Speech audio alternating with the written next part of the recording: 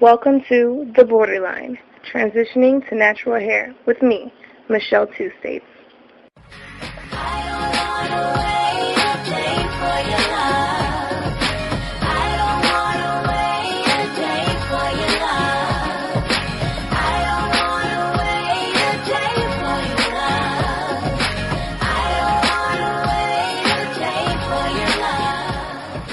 YouTube world, welcome to the Borderline channel. Again, this is Michelle Two States, transitioning to natural hair.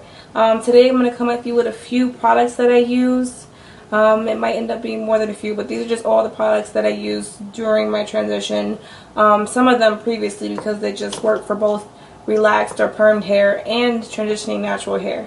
So I'm going to start off with my shampoo and conditioning products. I am a big fan of Tresemme. Love Tresemme. Tresemme I've been using for actually about maybe 3 or 4 years. And the thing I love about this product is that Tresemme does not discriminate against hair types. They make conditioner and shampoo that works for everybody. And this one I particularly use right now is the Moisture Rich.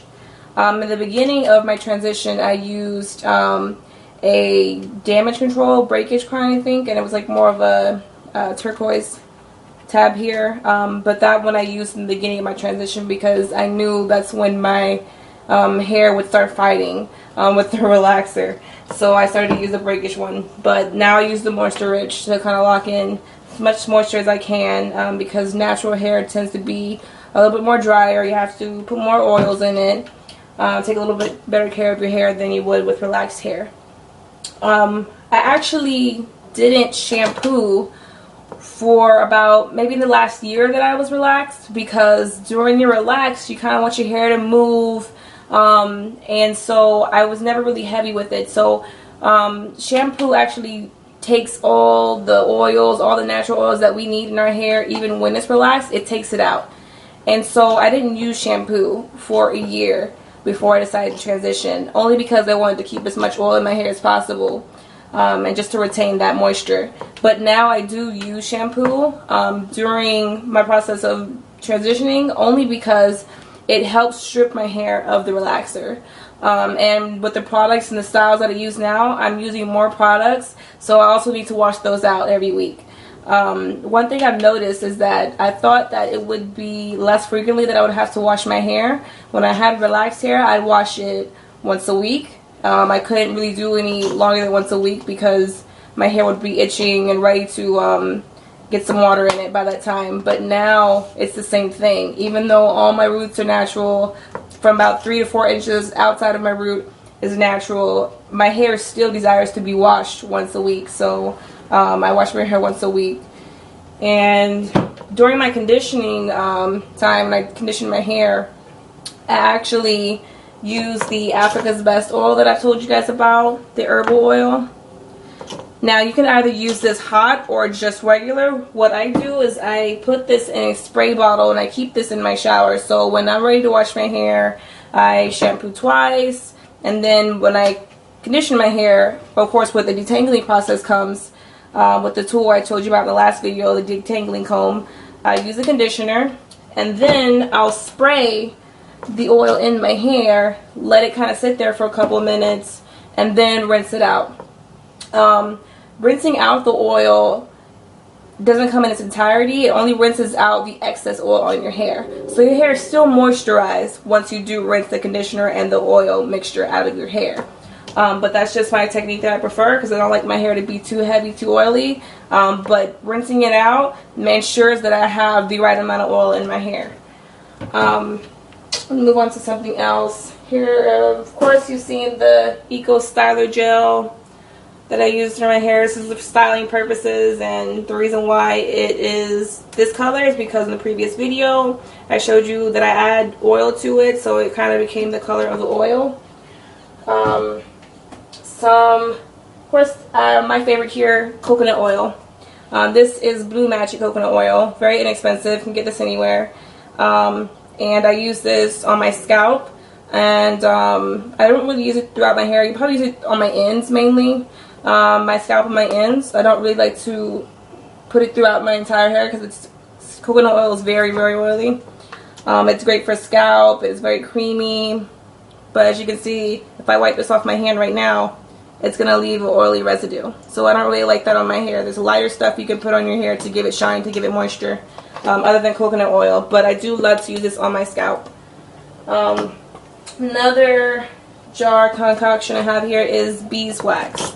Now, this beeswax, I don't even pronounce the actual brand name of this, but I got this at my local beauty supply store. And this beeswax is a milk mixture. So you see it's not white. Most beeswaxes naturally are just white and they're thick and they're waxy. This one here has milk and it's a black formula. This is mainly used for braids, coils, and locks.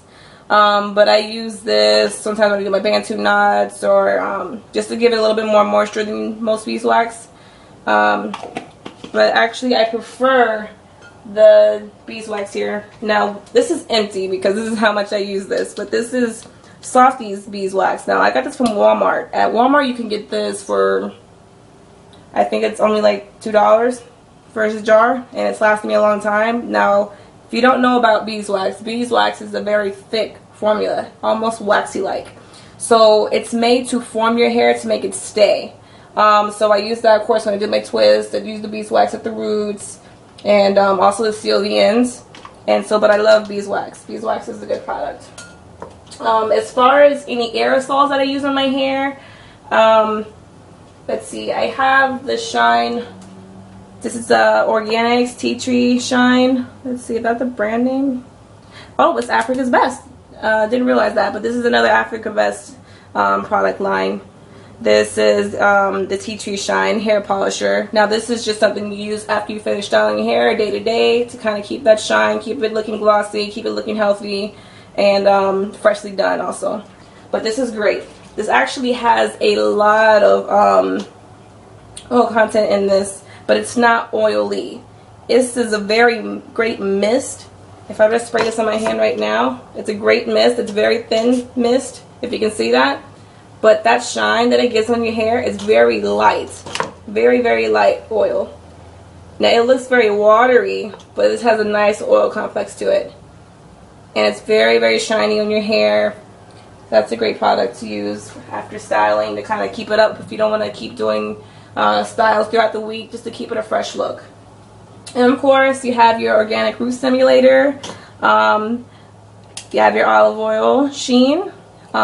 This here used to freshen up my ends during the week, in between styling, in between washing, to kind of keep another hair sheen. Now this is different from the tea tree oil hair sheen because this is an actual sheen spray.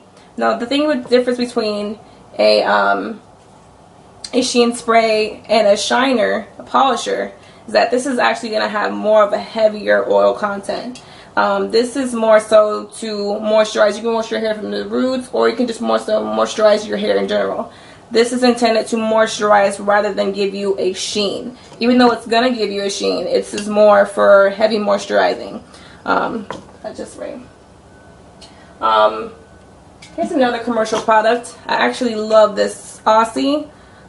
This is a hairspray. Now I use this to touch up my bantu knots outs or twist outs during the week. This is a flexible hold, by the way. This isn't a really harsh hold. But one thing I love about Aussie is that it smells so good. This smells so good, and it works for all hair types. I know baby women of color don't really use hairsprays per se. That's more of a, you know, naturally straight haired person or fine haired person would use, but this smells great, and it does give me a nice hold. And here goes another one. This is a mousse by Shine, Smooth Shine. This is a polishing mousse. Now when I do my bantu knot outs, sometimes I use this, sometimes I use the beeswax. It just kind of depends on how I'm feeling or what I feel like the drying time should be. Now if I don't really care about the drying time and I'm going to let my hair sit for a day or two anyway, I'll use the mousse. Of course, this mousse is different from any other mousse since it's got a little bit more of an oil content, of course, to moisturize our hair. That's the mousse there. Alright, I'm going to let this go off my hand so I can show you the result of the mousse afterwards.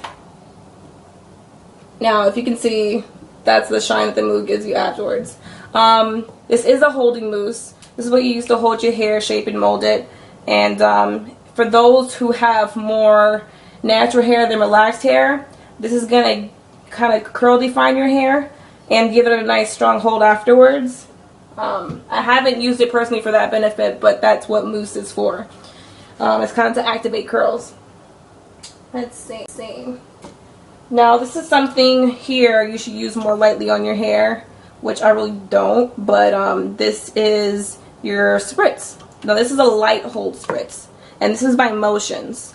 Everybody knows Motions. Well, everybody with kinky hair knows Motions.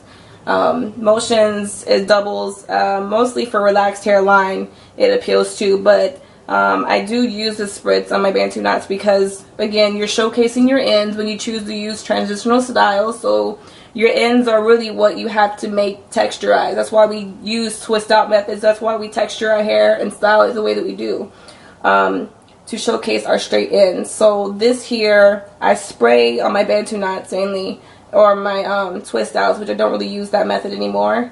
But the Bantu knots, it helps me when I form them. I'll spray it on top. But the thing to do with Spritz and any kind of Spritz, this is a light Spritz, but this is still has that Spritz feel. It'll kind of start to get a little jelly sticky. This is different from normal Spritz because it's not completely sticky. Now most Spritz are just really just sticky, but this one has more of a smooth texture to it, and as I can feel it drying on my finger, it's getting a little sticky, but it's not extremely sticky. And so actually it smells pretty good too. But I use this on my Bantu knots to help form and keep that heatless curl together before I take it down. It's also important to use moisturize under your hair. Make sure your hair is moisturized, it's covered. Now, I was telling you I don't really like to use the coconut oil throughout my hair, just the roots and then the tips. But for this, I would use moisture all through my strands because I'm going to be spraying right on top of the hair when it's coiled during the Bantu knot. So I'm going to want to moisturize that before I put Spritz. Do not put Spritz on hair that has not been moisturized. Do not put Spritz on dry hair. I don't think it's something to put it on dry hair. It's just going to cause breakage in your hands and it start detangling. The process is going to be a lot harder. So I wouldn't suggest you use that. And I think that's about it. Those are really the products that I use. I do use these products weekly, just about all of them. I know it may seem like a lot of products, but these products are light. I use them in moderation. I do use them maybe once a week. Once a week I use these products because they supply enough nourishment to my hair, enough hold to my hair, enough moisturizer to my hair to where I don't have to do that again for another week. So again, review: Tresemme conditioner, shampoo, Africa's Best oil. We have your coconut oil, have beeswax, have your hairsprays, oil sheens, hair polishers, and you have your Spritz. Alright guys, hope you enjoyed the video. I'll get back with you soon with some more updates. Maybe another video not necessarily concerning hair, but I hope you stay tuned. Thanks for watching. This is the Borderline channel, transitioning to natural hair. I'm Michelle. See you later.